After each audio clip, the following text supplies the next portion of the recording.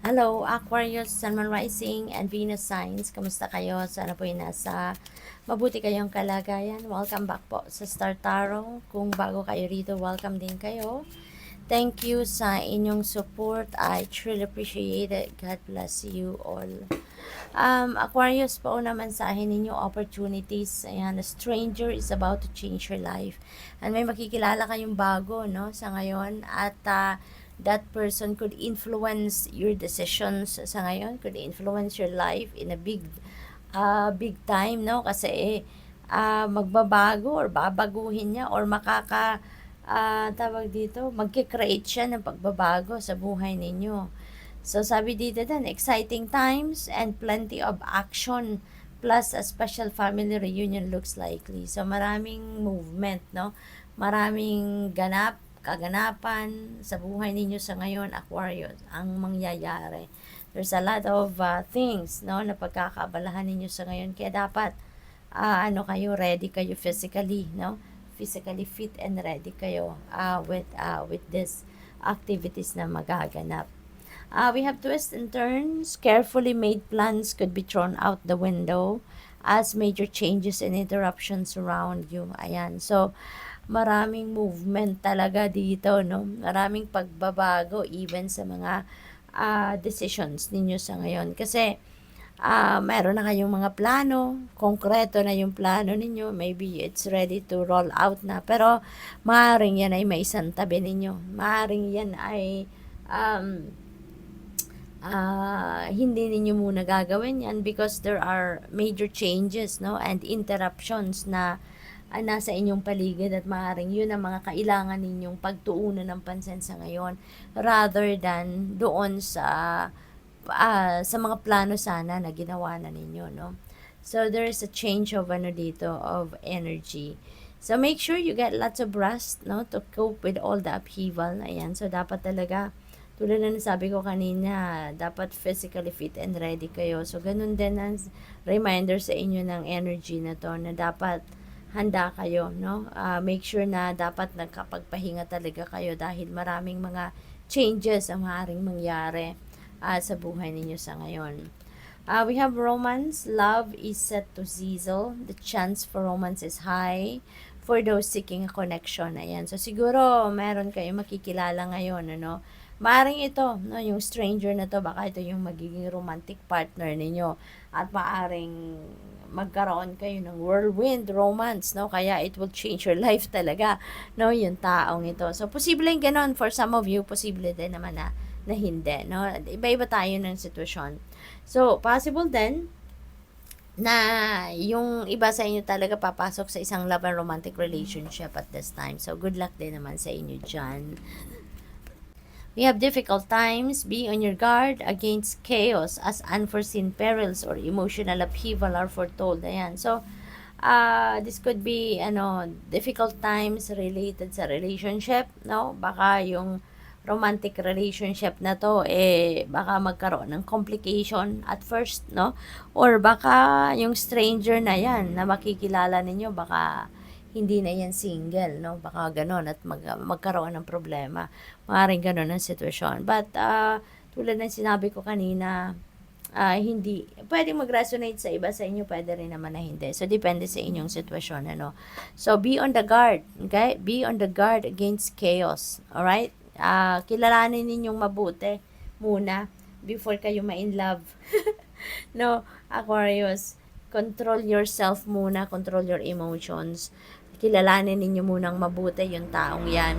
Or kahit hindi man related sa relationships, sa romance, no, mas maigi talagang kinikilala din muna ninyo muna manang maigi yung mga tao na bagong salta sa buhay ninyo.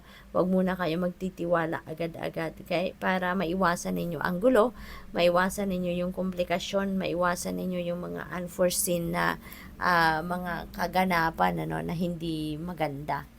What else? We have signs. Your future positive direction will reveal itself. Any doubts and confusions will soon disappear. Ayan. So, guided kayo, no? Ang blessed ninyo. Kasi divinely guided kayo. Ipapakita sa inyo ng universe sa ngayon yung tamang direksyon, no, na dapat ninyong puntahan or direksyon na dapat ninyong pagtuunan ng pansin sa ngayon, ano? Kasi maaari may mga doubts kayo, may mga confusion kayo, may mga hindi kayo naiintindihan, pero it will disappear, it will fade away, no? Kaya mahalaga na papakinggan ninyo yung gabay sa inyo ng universe, titignan ninyo maigi yung nilalakaran ninyo, no? Yung ganon, para nang sa gayon hindi kayo maligaw, kumbaga. What else? We have love life. Ayan. So, talagang may love life ang iba sa inyo sa ngayon. Affairs of the heart could cause future problems. Ayan. So, that could still be related to this, no? But take heart as difficult situations will be resolved by a good decision this week. Ayan. Tulad na na-mention ko kanina, kailangang alamin nyo munang maigi, no? Kilalanin ninyong maigi yung taong ito na makikilala ninyo, kasi before you settle with that person in a romantic relationship, no, kasi feeling ko karugtong ito nitong energy na to, at para sa ngayon, 'di ba, may iwasan ninyo ang problema, may iwasan ninyo yung komplikasyon dyan pagdating sa inyong relationship. So, what else? We have dream. Have a cup of tea in the garden and find yourself in a good book. Ayan, so merong pangarap dito si Aquarius. At libre naman mangarap, hindi ba? Aquarius, don't stop dreaming. Yun din ang mensahe na pick up ko dito. Don't stop dreaming. Pero mas maganda kung gagawa din kayo ng paraan para madala ninyo yung pangarap ninyo na yan sa inyong realidad, no? It is important na you take action towards realization of your dreams din para mas masaya, 'di ba? What else? We have joy. Ayan, speaking of saya, ayan, make time for the little things today. Okay? Kasi siguro, Aquarius, may tendency kayo na mag-focus kayo sa kung ano yung tapos na, nakaraan na, or planning too much, no? Or putting more time doon sa future. Maaring may mga ganong sitwasyon ang iba sa inyo sa ngayon, no, Aquarius. Kaya sabi dito, make time for the little things, no? Sa ngayon, at i-enjoy ninyo ang bawat bagay na nag-unfold, no, sa ngayon.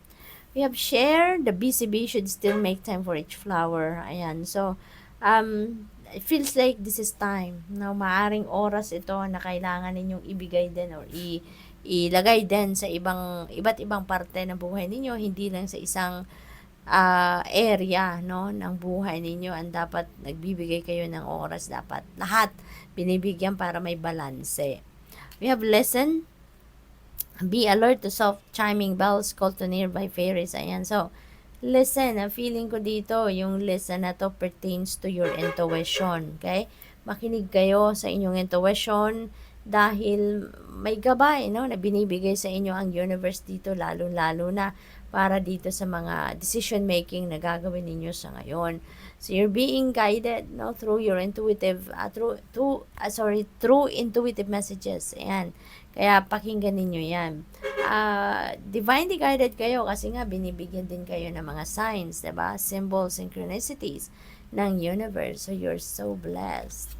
What else? We have release. Ayan, lighten your load. Maaaring meron dito mga sitwasyon, bagay or tao siguro, no, na parang pabigat na lang sa buhay ninyo, or siguro nagko-cause ng emotional burden sa inyo. So it's time to let them go.